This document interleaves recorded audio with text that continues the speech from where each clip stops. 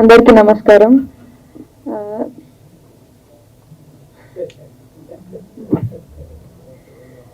నాకు ఈ ఆపర్చునిటీ ఇచ్చిన డైరెక్టర్ గారికి ఇంకా ప్రొడ్యూసర్ గారికి థ్యాంక్ యూ సో మచ్. ఈ సినిమా 2 లాంగ్వేజ్లో వేసినాం, తమిళ్ ఇంకా తెలుగు. మాకు ఎవరికి తమిళ్ రాదు అసలు, కిషోర్ ఒక్కడికే వచ్చు. హీరోయిన్ కూడా షూట్ అయిపోయిన తర్వాత నెక్స్ట్ డేకి డైలాగ్స్ అన్ని మమ్మల్ని కాఫీ షాప్లో కూర్చోబెట్టి బలవంతంగా నేర్పిస్తుండే. Thank you Kishore. ఈ సినిమా రేపు రిలీజ్ అవుతుంది, సో మీరు అందరు చూసి మీకు నచ్చుతుంది అనుకుంటున్నాను. Thank you.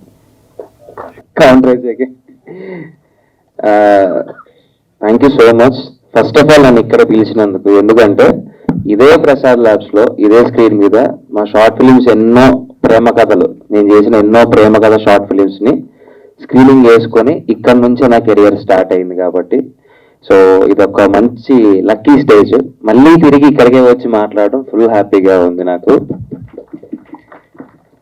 ఇంకా ప్రేమ కథలు అంటారా, ఒక్కొక్క జనరేషన్ లో ఒక్కొక్క రకంగా ఉంటది. ఇంకా మా జనరేషన్ అంటే ఒకటి స్కూలు, ఒకటి కాలేజ్ అన్ని చెప్పను, మైక్ తీసుకోవచ్చు, అవసరం లేదు. అది హౌస్ లో చెప్పేందుకే పెద్ద హౌస్ లో ప్రాబ్లం వచ్చింది. అన్ని ఉండవు. జనరేషన్ తేడా ఉంటుందన్న. నువ్వు ఏ జనరేషన్ చెప్పు. నేను ఎప్పుడు చెప్తున్నా, ఈ బ్రదర్ ని నేను స్కూల్కి వెళ్ళేటప్పుడు సీరియల్ లో చూసేవాడి. సారీ కాలేజీ ఒకసారి వాహనాల పక్కన నుంచో పెడితే ఎవరేజో కరెక్ట్ చెప్తారు. కొంచెం తిని పొద్దయ్యానులే కానీ, కొంచెం తిని పొద్దయ్యా. సార్ మాట్లాడు.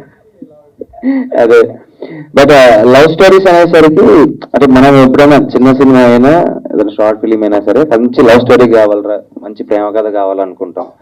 So never ending love stories అండి. ఎప్పుడు ఒక స్టోరీకి ఎండ్ ఉండదు అంటే అది ప్రేమ కథ. ఎంత రాసినా రాస్తూనే ఉంటాం, అది ఎంత యాక్ట్ చేసినా చేస్తూనే ఉంటాం. బేసిక్గా నాకు బాగా ఇష్టం లవ్ స్టోరీస్.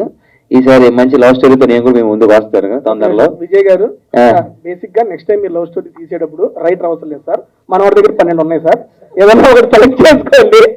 విజయ్ గారు సార్, మీరు ప్రొడ్యూసర్లు గారు చూసుకోండి సార్. డైరెక్టర్ గారు మీకు కూడా సార్ కొత్త స్టోరీ కావాలంటే ఇచ్చేస్తారు సార్, డైలాగ్స్ రాయటమే.